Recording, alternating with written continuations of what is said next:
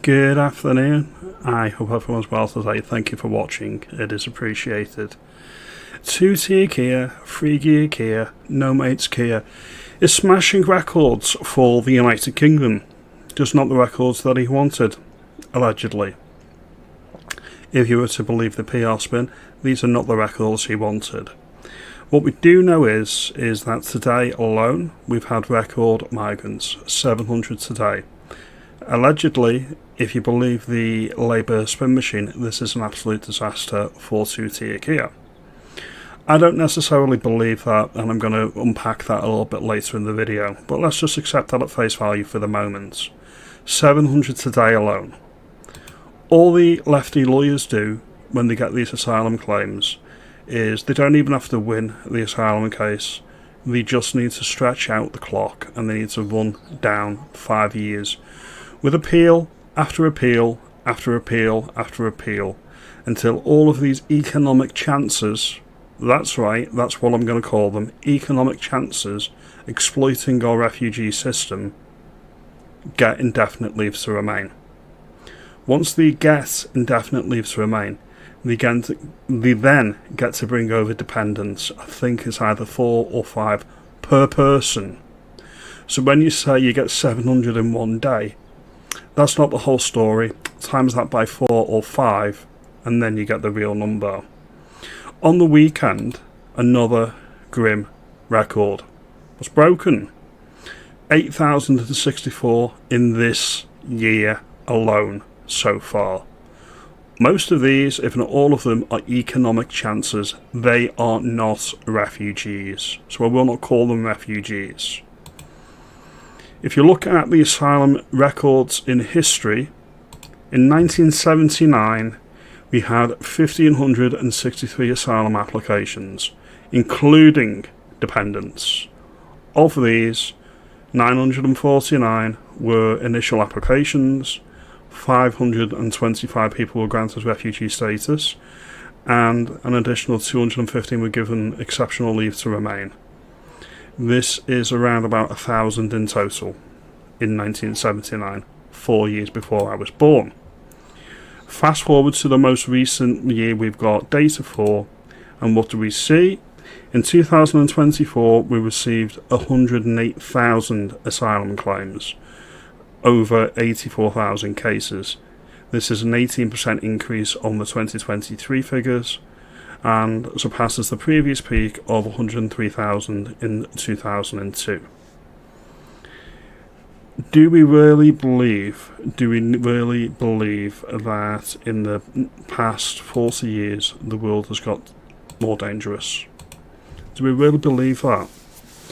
If you believe these figures, it's got 70 times more dangerous. I don't believe that for 1 second.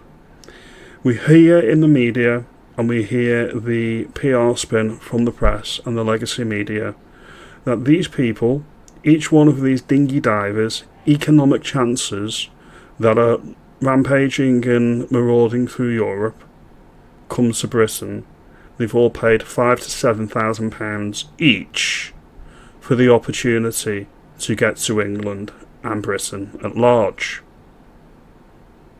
Any refugee, any genuine refugee would not have that type of money.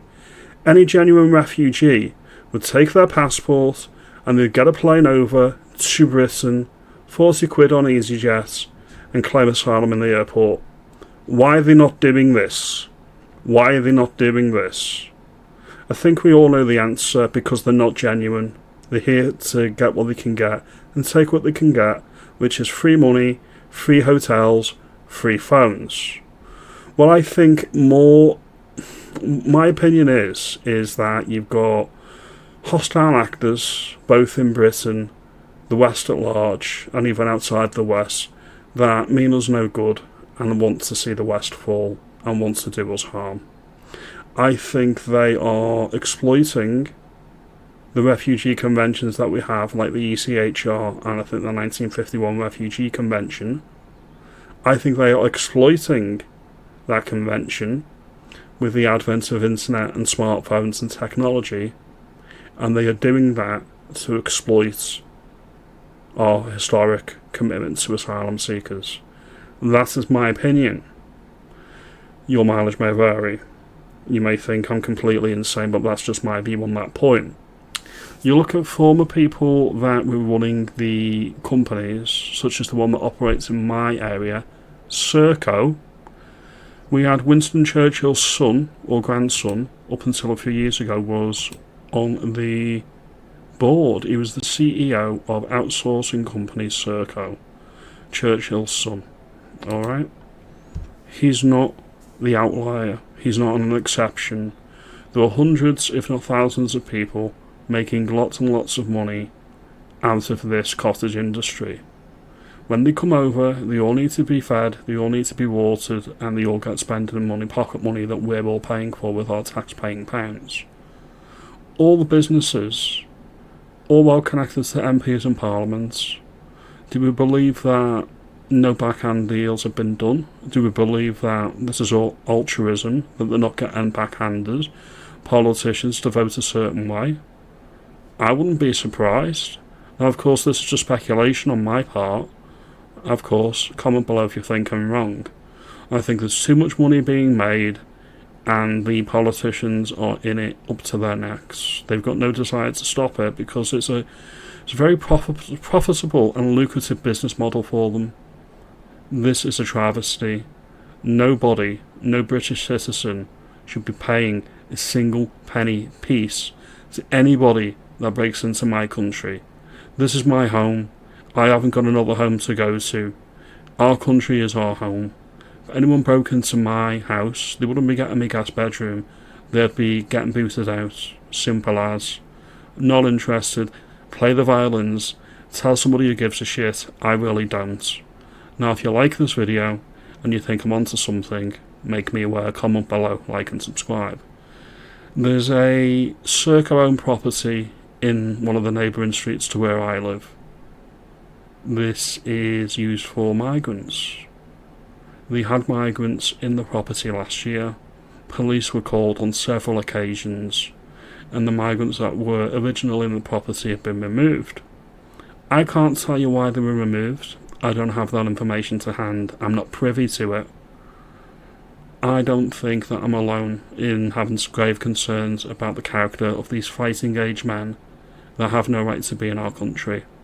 They bust another load in, and no doubt within 6 months the police will be called again, and another load will be bust in their place. Ever more conveyor belts of infinity migrants that nobody voted for and nobody wants. I appreciate your time. Like and subscribe. Thank you again.